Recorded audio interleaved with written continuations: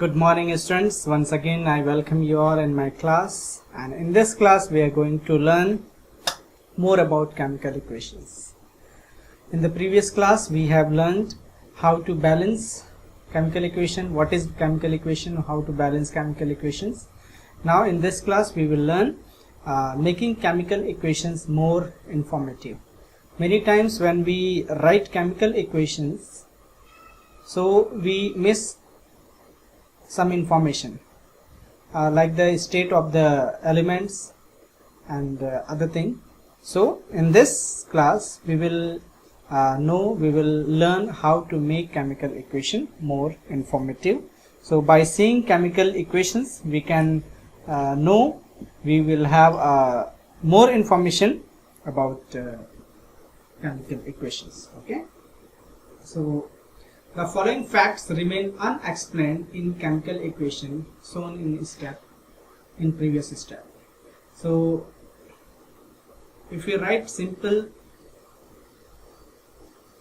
chemical equation, suppose sodium plus H2O, sodium hydroxide plus hydrogen gas.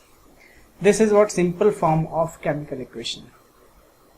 This is what simple form of chemical equation.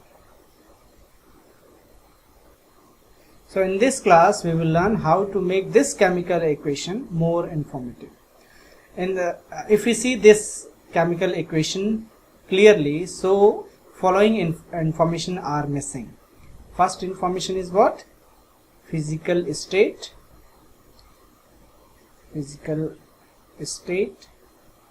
of substance.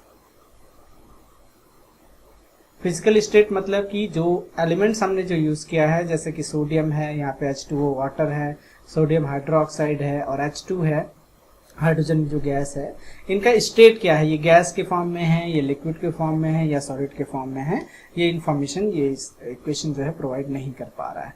Second, इस equation में जो missing है वह है reaction condition.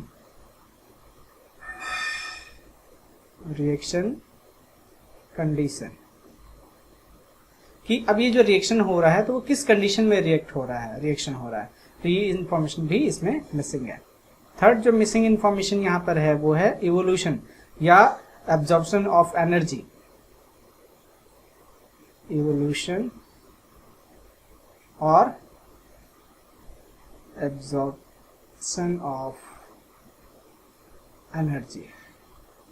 इस equations को देखकर हमको ये इस बात का पता नहीं चल रहा है कि इस इक्वेशन में जब ये रिएक्शन होगा तो एनर्जी रिलीज हो रही है या रिलीज एब्जॉर्ब हो रहा है ना. तो ये तीनों इंफॉर्मेशन जो है इसमें मिसिंग है. तो हम आज की क्लास में इस केमिकल इक्वेशंस को मोर इंफॉर्मेटिव बनाना हम सीखेंगे, जिससे केमिकल इक्वेशंस को देखकर हमको पता चल जाएगा कि इस इक्वेशंस में स्टेट क्या है, इस इक्वेशन में आपकी एनर्जी रिलीज हो रही है कि एब्जॉर्ब हो रहा है, या उस रिएक्शन को होने के लिए कौन कौन सी कंडीशन आपको चाहिए. ओके, सो इसके लिए हम क्या करेंगे, some of these limitations of chemical equations can be overcome by adding the following symbols और इंफॉर्मेशन एज डिस्कस्ड बिलो, है ना. तो अब इसको मोर इन्फॉर्मेटिव अगर हमको बनाना है तो सबसे पहला चीज जो है जिसको हमको समझना है कि इसमें हम कुछ सिंबल हम ऐड कर सकते हैं, है ना. तो by adding few more symbols we can make this equation more informative. तो अब इस इक्वेशंस को अगर हमको और इंफॉर्मेटिव बनाना है तो हम क्या करेंगे, कुछ सिंबल्स जो है उसको हम इसमें ऐड करेंगे. तो सिंबल्स क्या क्या हो सकते हैं, जैसे कि अगर आपको सॉलिड, अगर कोई भी एलिमेंट्स है उसका सॉलिड स्टेट को अगर शो करना है तो सॉलिड के लिए हम S सिंबल को यूज करेंगे. लिक्विड के लिए हम क्या करेंगे, L हम करेंगे. गैस स्टेट के लिए हम G का हम यूज करेंगे, G सिंबल का. एक्वियस अगर स्टेट होगा,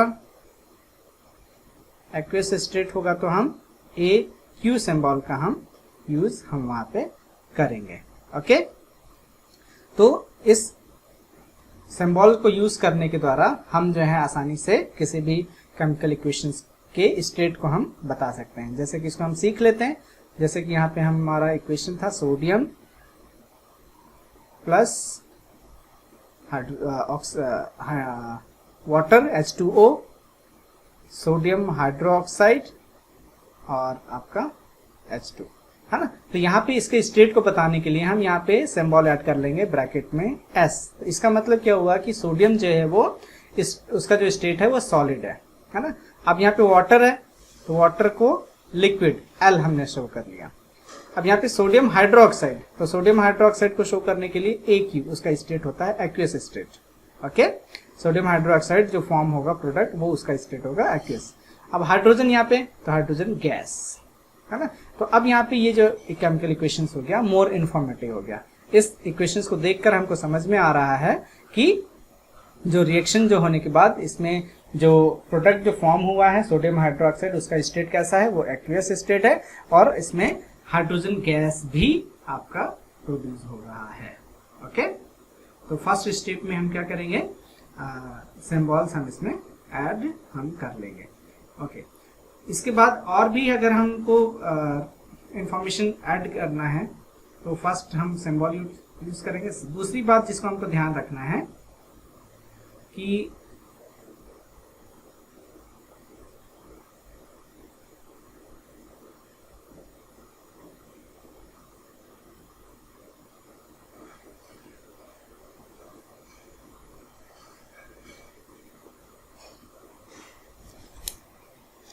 दूसरी बात जिसको हमको ध्यान रखना है कंडीशन के लिए।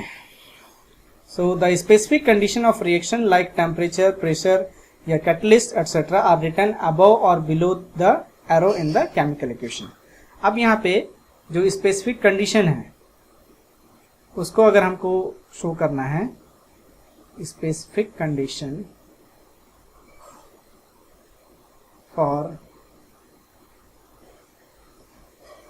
केमिकल रिएक्शन, इसको अगर हमको शो करना है तो हम क्या करेंगे, we write those condition above arrow.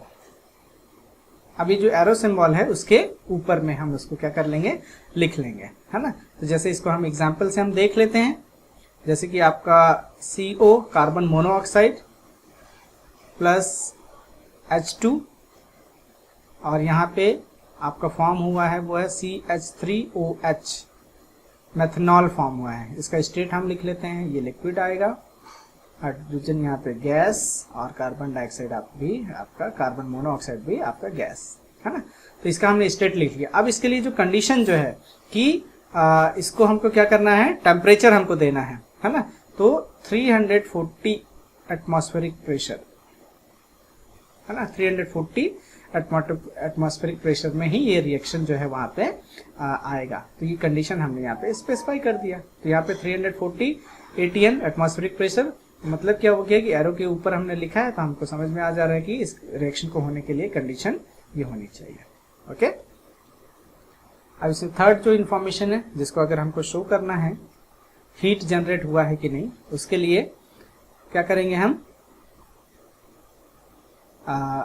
evolution of heat, evolution of heat और absorption कि हीट जो है absorb हो रही है कि नहीं उसको शो करना है। तो हीट can be indicated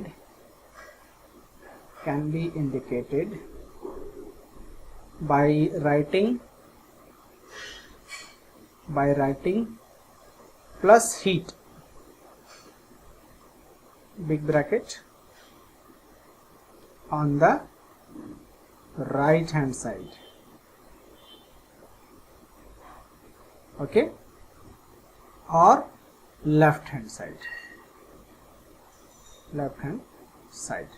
तो ये कंडीशन हमको वहाँ पे हम लिख सकते हैं। जैसे कि यहाँ पे अगर हम एक एग्जांपल ले लेते हैं, जैसे कि कार्बन सॉलिड स्टेट में, ऑक्सीजन गैसेस स्टेट में, ये दोनों जो ही रिएक्ट होके फॉर्म करेंगे CO2 carbon dioxide gases state में, और क्या करेंगे, हीट रिलीज करेगा। ओके, हीट जो है वो रिलीज करेगा। तो यहाँ पे हमको ये समझ में आ जा रहा है कि हीट जो है आपका एब्जॉर्ब हो रहा है या आपका रिलीज हो रहा है। तो राइट साइड में अगर हीट होगा मतलब क्या हो गया कि हीट जो है इवॉल्व हुआ। Okay, understood. और अगर लेफ्ट साइड में आएगा तो एब्जॉर्ब होगा।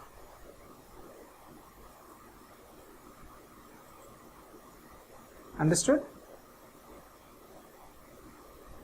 So this is what simple information how to make equations more informative. Understood? I hope आपको समझ में आया। हम इसका एक बार रिवीजन कर लेते हैं। किसी भी जो केमिकल इक्वेशंस है उसमें कुछ इंफॉर्मेशन हम और ऐड कर सकते हैं, जैसे कि फिजिकल स्टेट या रिएक्शन का जो कंडीशन है, या हीट जो है एब्जॉर्ब हो रहा है या आपका उसमें हीट जनरेट हो रहा है। तो सबसे पहला जो है फिजिकल स्टेट को हमको कुछ सिंबल्स जो हैं, जैसे सॉलिड के लिए S, लिक्विड के लिए L, गैस के लिए G, एक्वस के लिए AQ, हम सिंबल वहाँ पे हम लिख सकते हैं। तो जैसे एग्जांपल है यहाँ पे सोडियम, तो ब्रैकेट में हम लिखेंगे सारे स्टेट्स को, तो इससे हमको समझ में आ जाएगा। सेकंड जो है उस रिएक्शन को होने के लिए पर्टिकुलर अगर हमको कंडीशन, अगर कुछ स्पेसिफाइड कंडीशन है ना, तो उस कंडीशन को हम हमेशा एरो के ऊपर में हम लिखेंगे। जैसे कि ये वाली इक्वेशंस में 340 एटमॉस्फेरिक वहाँ पे प्रेशर होना चाहिए, तो यहाँ पे इस कंडीशन को हम यहाँ पे हम लिख देंगे। थर्ड जो है कि हीट जो है इवॉल्व हुआ है कि एब्जॉर्ब हुआ है, तो उसके लिए हम राइट हैंड साइड में या लेफ्ट हैंड साइड में उसको हम प्लस सिंबल के साथ जो है यहाँ पे हम लिखेंगे। तो राइट हैंड साइड में अगर हम लिखेंगे तो हीट जो है क्या हुआ, इवोल्यूशन हुआ, हीट जनरेट हुआ है, और लेफ्ट साइड में अगर हम करेंगे तो हीट जो है एब्जॉर्ब हुआ है। Okay, this is very simple technique. I hope आपको समझ में आया। Okay, now we will learn types of chemical reaction. Types of chemical reaction. Types of chemical reaction.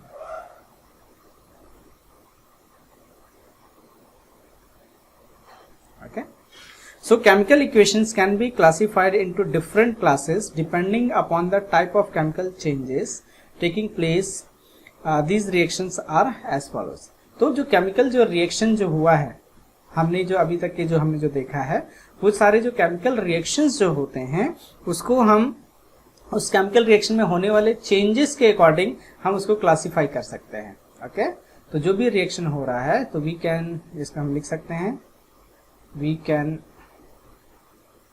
classify chemical reactions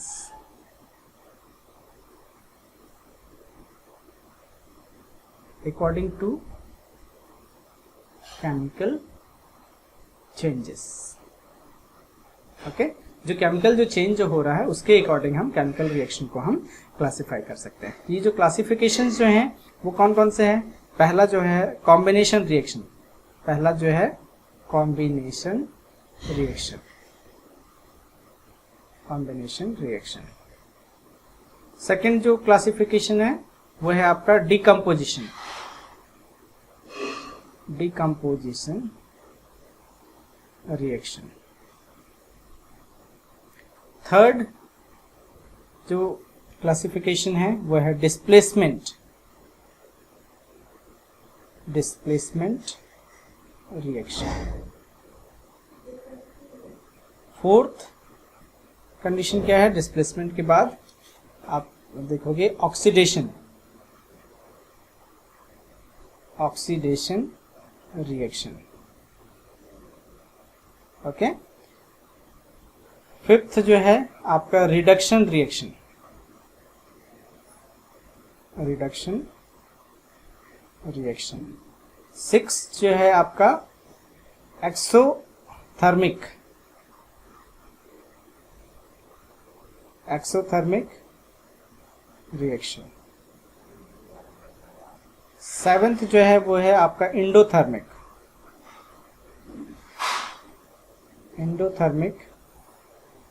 reaction. Okay, तो ये जो पूरे जो 7 जो रिएक्शंस हैं ये इसके क्या हुए, क्लासिफिकेशंस। ओके, अब हम नेक्स्ट पार्ट में हम इन रिएक्शंस का हम डिटेल में हम सीखेंगे कि ये सारे जो रिएक्शंस जो हैं वो कैसे होते हैं और उसे हम कैसे आइडेंटिफाई हम करेंगे। ओके।